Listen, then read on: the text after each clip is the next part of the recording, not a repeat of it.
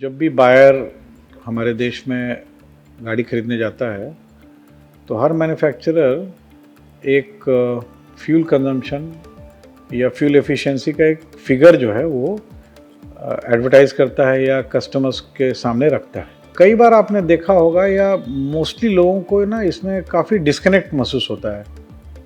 अगर किसी गाड़ी का माइलेज मैन्युफैक्चरर क्लेम करता है 24, तो रियलिस्टिक ड्राइविंग सिचुएशन या कंडीशन में वो लगभग अनअचीवेबल टाइप का लगता है। तो मैं आज ये बताना चाहूँगा कि इसके पीछे जो लॉजिक है या जो मैट्रिक्स है वो क्या है, किस सिस्टम को हमारे देश में फॉलो किया जा रहा है और क्या इसमें बदलाव होने जा रहे हैं। नमस्कार, हेड्सअप ऑटो में आपका बहुत बहुत स्वागत है। मैं हूं शक्ति प्रकाश। और गाड़ी खरीदते समय आपने महसूस किया होगा कि हर गाड़ी को लेकर मैन्युफैक्चरर्स उसके माइलेज को लेकर कुछ क्लेम करते हैं, उसको पब्लिसाइज करते हैं, उसको एडवर्टाइज करते हैं। तो उसका क्या प्रोसीड्यूर है, इसी विषय पर आज बात होगी। बातचीत करूंगा ऑटो एक्सपर्ट अशोक प्रियदर्शी जी के साथ। सर, बहुत बहुत स्वागत है। धन्यवाद शक्ति जी। कोई भी गाड़ी खरीदने जाता है सर, तो सबसे पहली बात जो जहन में आती है कि इस गाड़ी की माइलेज क्या है और जो मैन्युफैक्चरर्स है उसने क्या क्लेम किया है, तो उसका क्या प्रोसीजर होता है, कैसे किसी गाड़ी का एक माइलेज तय होता है। एक्चुअली ये जो आज का टॉपिक है शक्ति जी, ये काफ़ी दिन से हमारे दिमाग में आ रहा था।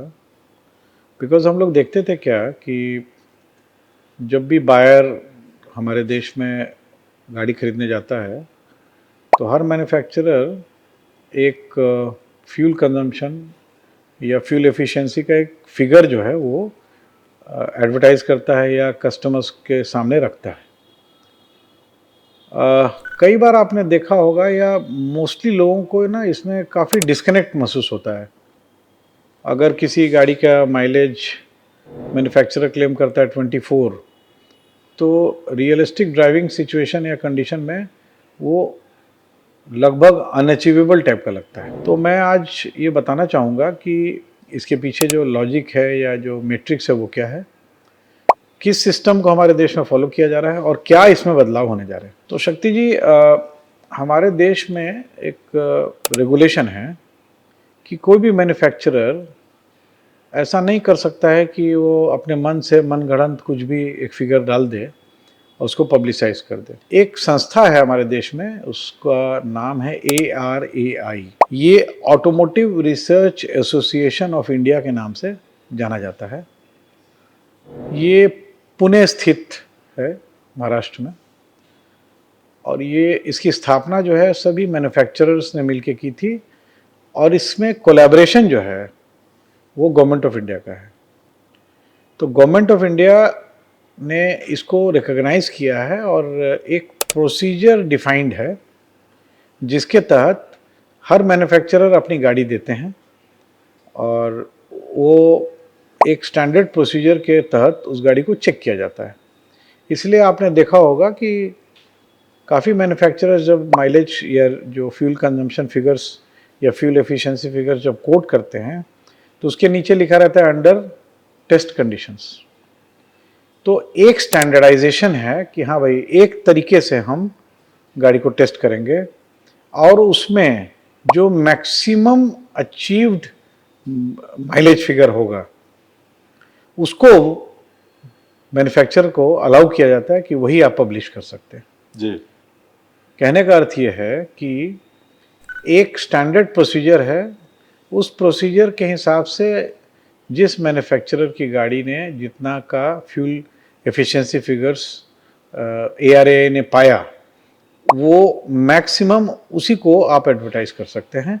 और साथ साथ मैन्युफैक्चरर बोल देते हैं दीज आर फिगर्स जो कि अंडर टेस्ट कंडीशन है। कहने का मतलब एक कंट्रोल्ड एनवायरनमेंट में एक स्टैंडर्ड तरीके से एक पद्धति है, उस पद्धति से नापते हैं और नाप करके मैन्युफैक्चरर को बताते हैं कि हाँ, आप इस गाड़ी का मैक्सिमम आप इतना माइलेज या इतना फ्यूल कंजम्पशन फिगर्स आप कोट कर सकते हैं। होता क्या है शक्ति जी कि ये जो प्रोसीजर है इसका एक कोई लॉजिक है। तो धीरे धीरे देश में मान लिया गया है कि अगर मैन्युफैक्चरर लेट से 20 क्लेम करता है तो 13, 14, 15 दे देगा। तो अब वो बैकवर्ड इंटीग्रेशन में कुछ अनरिटन टाइप का एक सिस्टम बन गया है, एक अनरिटन टाइप का एक कोई रूल बन गया है, जिससे कि बेचने वाले और खरीदने वाले उसको एक अंदाज कर लेते हैं कि अच्छा ठीक है, ARAI का फिगर्स इतना है, मैन्युफैक्चरर के द्वारा दिया गया, तो लगभग मेरे ख्याल से इतना तो दे ही देगा। ये एक पद्धति, एक अनरिटन एक तरह का सिस्टम है जिसको अभी हमारा देश फॉलो कर रहा है। ऐसा भी नहीं है शक्ति जी कि मैन्युफैक्चरर्स ने एक गाड़ी टेस्ट करा ली, क्योंकि टेस्टिंग में सिर्फ फ्यूल कंजम्पशन फिगर्स ही टेस्ट नहीं होते हैं, साथ साथ जो गवर्नमेंट के मानक हैं, जैसे आपके एमिशन नॉर्म्स हैं कि कितना उसमें से पोल्यूटेंट निकलेगा गाड़ी में से, इंजन चलने के बाद कितना पोल्यूशन होगा, वो भी यही संस्था चेक करती है।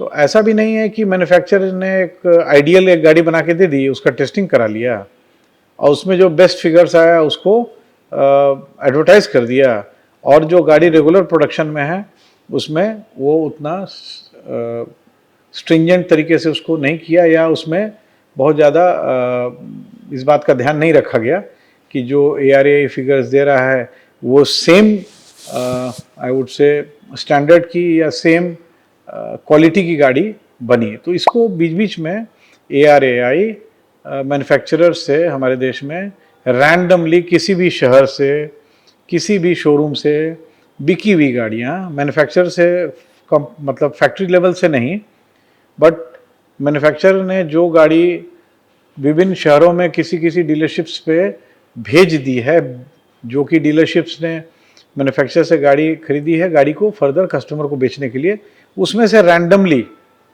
हर मॉडल का चयन करके और देश के किसी भी हिस्से से वो मैन्युफैक्चरर को बोलता है कि ये गाड़ी हमारे पास भेजिए, यहाँ से उठा करके इसका हम लोग दोबारा टेस्ट करेंगे। तो मैं ये नहीं बोलना चाहता हूँ कि ARAI जो काम करता है वो गलत है, बट जो प्रोसीजर हमारे देश में फॉलो हो रहा है, जिसके तहत जो मैक्सिमम अचीवेबल माइलेज होता है या फ्यूल कंजम्पशन फिगर्स होते हैं, उसको एडवर्टाइज करना या डिस्प्ले करना या पब्लिश करने की परंपरा है। एक्चुअली हमारे देश में ये जो फिगर्स आते हैं, इसकी जो पद्धति है उसका नाम है शक्ति जी MIDC। ये जो ARAI हमारे देश में जो टेस्टिंग करके और सर्टिफाई करता है, वो जो प्रोसीजर या पद्धति को फॉलो करते हैं उसको कहते हैं हम लोग MIDC। MIDC का फुल फॉर्म है मॉडिफाइड इंडियन ड्राइविंग साइकिल। कहने का अर्थ यह है कि उन्होंने एक स्टैंडर्डाइज प्रोसीजर बनाया है जिसको वो बोलते हैं मॉडिफाइड इंडियन ड्राइविंग साइकिल। अब होता क्या है कि मैन्युफैक्चरर्स जो फिगर दे रहे हैं वो बायर लगभग उसको अनअचीवेबल मानता है, बिकॉज वो तो एक पर्टिकुलर पद्धति से एकदम एक रेगुलेटेड कंडीशन में उसको टेस्ट किया गया है ना। परंतु जब आप डे टू डे चलाते हैं तो उसमें काफ़ी सारे वेरिएशंस होते हैं, काफ़ी सारे चेंजेस होते हैं, काफ़ी सारे अंतर हो जाते हैं, ड्राइविंग स्टाइल, ड्राइविंग कंडीशंस, बहुत सारी चीज़ें हो जाती हैं। तो वर्ल्ड वाइड जो है एक दूसरी पद्धति फॉलो की जाती है, इसको कहा जाता है WLTP। इसका फुल फॉर्म है world wide harmonised light duty test procedure. अब कुछ समय के बाद हमारे देश में MIDC से शिफ्ट करके WLTP पे ये इसका जो मेजरमेंट का तरीका है वो शिफ्ट हो जाएगा। WLTP को माना जाता है वर्ल्ड वाइड कि ये ज़्यादा एक्चुअल डे टू डे जो रनिंग कंडीशंस हैं उसके करीब है ये। तो गवर्नमेंट का ये मानना था कि बायर को ऐसा नहीं फील होना चाहिए कि जो चीज़ बोल के दी गई वो तो अचीव हो नहीं रही है, तो कहीं ना कहीं वो ठगाया महसूस करता था। तो अब जो प्रोसीजर कुछ समय में आने वाला है, तो इसमें आप घबराएंगे नहीं और आश्चर्यचकित नहीं होंगे कि जो जो मैन्युफैक्चरर्स के अभी जो गाड़ियां बाज़ार में बिक रही हैं, जैसे ही हम MIDC से WLTP पे शिफ्ट करेंगे तो ये जो पब्लिश्ड माइलेज है ये काफ़ी हद तक कम अब दिखने लगेगा। कहने का अर्थ ये है कि इसको आप ये मान सकते हैं कि it will be more nearer to the realistic figures, not exactly under very very regulated या बहुत रेगुलेटेड स्ट्रिक्ट कंडीशंस में नहीं, more towards practical day to day driving conditions and driving habits and driving systems. So ये WLTP पे जाने वाला है। तो आज के वीडियो के माध्यम से बताने वाले हैं कि सर, अगर आप हमारे दर्शक कोई भी गाड़ी के शोरूम में, कोई भी ब्रांड के शोरूम में जाते हैं और पूछते हैं कि इसका फ्यूल एफिशिएंसी फिगर्स क्या है, तो आज जो आपको जो दिया जा रहा है हमारे देश में वो MIDC प्रोसीजर से दिया जा रहा है। आने वाले कुछ समय में ये WLTP पे चला जाएगा। गाड़ी के टेक्नोलॉजी में कोई बदलाव नहीं होगा, सब कुछ सेम रहेगा, पर ये फिगर्स जो हैं वो काफ़ी हद तक कम हो जाएंगे जो पब्लिश होते हैं, क्योंकि वो ज़्यादा रियलिस्टिक प्रोसीजर होगा जिसके वो चेक किया जाएगा। तो सर, क्या ये कब तक आने की उम्मीद है? पहला सवाल। और दूसरा, जो प्रैक्टिकल, जो जिस टेस्ट की बात आपने की, जो मैन्युफैक्चरर्स देते हैं और टेस्ट किया जाता है, वो टेस्ट कंडीशन और प्रैक्टिकल कंडीशन में, जैसा आपने बताया, बहुत का अंतर होता है, इसीलिए ये डिफरेंस होता है। देखिए शक्ति जी, आप ऐसे समझिए, आपने लेट से एक ट्रैक बनाया, मैं जस्ट एग्जांपल के तौर पे बता रहा हूँ, एक ट्रैक बनाया और आपने एक सिस्टम बनाया कि हाँ भाई, फर्स्ट गियर में हम इतने RPM पे इतना तक चलाएंगे, सेकंड गियर में इतना तक चलाएंगे, हिल थोड़ा इंक्लाइंड पे चलाएंगे, चढ़ाव पे, थोड़ा सा डिसेंट पे चलाएंगे, एट्सेट्रा एट्सेट्रा। और उस स्टैंडर्डाइज प्रोसीजर को के तहत वो सभी मैन्युफैक्चरर्स की गाड़ी टेस्ट कर रहे हैं। तो कोई एक मापदंड बना हुआ है जी, जिसको अभी हम लोग MIDC कहते हैं, मॉडिफाइड इंडियन ड्राइविंग साइकिल। तो मॉडिफाइड है, एक्चुअल तो है नहीं, और एक्चुअल हो भी नहीं सकता है, क्योंकि अल्टीमेटली अलग अलग ड्राइवर, अलग अलग सिचुएशन, अलग अलग स्किल सेट पे, बहुत सारी चीज़ों पे, इस सब चीज़ों में वेरिएशन आ सकता है। जी। पर अभी जो ऐसा लगता है हमारे दर्शकों को या बायर्स को कि जो फ्यूल कंजम्पशन या fuel efficiency figures manufacturers publish कर रहे हैं और जो एक्चुअली में मिलता है उसमें बहुत का डिफरेंस है। ये डिफरेंस WLTP आने के बाद काफ़ी कम हो जाएगा और वो काफ़ी हद तक क्लोज टू रियलिस्टिक फिगर्स हो जाएंगे। ये कब तक आने की उम्मीद है?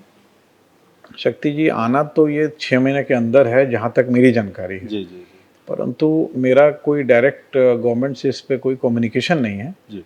बट ऐसा कहा जा रहा है, डिफरेंट मैन्युफैक्चरर्स के सीनियर लोगों से मेरी बात होती है, तो उससे समझा जा रहा है कि अगले 6-8 महीने में, या हो सकता है कि ये 2026 के एंड तक ये प्रोसीजर की पद्धति चेंज हो जाए, WLTP पे हम लोग शिफ्ट कर दें। सर, एक तरह से कहें तो ये एक बेहतर भी है, क्योंकि ये हमेशा जो कार बायर हैं उनको ये कन्फ्यूज़न रहता है कि मैन्युफैक्चरर्स ने इतना माइलेज क्लेम किया है, ये डाटा दिया है, और जब प्रैक्टिकली चलाते हैं तो उसमें डिफरेंस होता है, तो थोड़ा सा एनोयंस तो हो ही जाता है। गाड़ी लेने के बाद काफ़ी लोग गाड़ी को लोन के हेल्प से लेते हैं, तो काफ़ी दिन तक EMIs पे करने पड़ते हैं। तो कहीं ऐसा नहीं हो कि कोई जो यूज़र है या बायर है वो कुछ और देख करके ले रहा है, एक्चुअली में कुछ और मिल रहा है, तो उसके लिए कहीं ना कहीं ये असुविधा का कारण तो बनता ही है ना शक्ति जी। बिल्कुल, हमने क्या सोच के लिया था और क्या मिल रहा है, और गाड़ी का EMI जब तक पे कर रहे हैं, जब तक उस गाड़ी को चेंज भी नहीं कर सकते हैं। चेंज मिड लाइफ अगर चेंज भी करते हैं बहुत जल्दी, तो काफ़ी मार्केट वैल्यू में जो रीसेल वैल्यू में जो गिरावट आती है, वो भी एक बहुत बड़ी मार होती है। तो मेरे ख्याल से ये गवर्नमेंट का अच्छा मूव है, और जितना ज़्यादा ये रियलिस्टिक होगा उतना ज़्यादा परचेजर्स के लिए अच्छा होगा कि सोच समझ के, अपनी सूझबूझ बुद्धि विवेक के हिसाब से, अपने ज़रूरतों के हिसाब से वो गाड़ी का चयन कर सकेंगे। जी अशोक जी, बिल्कुल सही कहा, क्योंकि गाड़ी खरीदने से पहले माइलेज और कितने दिनों में रीपेमेंट करना है, ये सारी चीजें उनके जहन में रहती है, और उस हिसाब से वो उस गाड़ी का चयन करते हैं जिसको एकदम। तो सरकार का ये कदम मेरे हिसाब से सराहनीय है। जी अशोक जी, बहुत बहुत धन्यवाद। और हेड्सअप ऑटो के दर्शकों के लिए ऐसे ही यूनिक और सटीक कंटेंट हमेशा लाते हैं। आप कमेंट ज़रूर करें। अगर इस विषय से संबंधित कोई सवाल है आपके जहन में, तो ज़रूर सवाल पूछें। दीजिए शक्ति प्रकाश को अभी के लिए इजाज़त। बहुत बहुत धन्यवाद।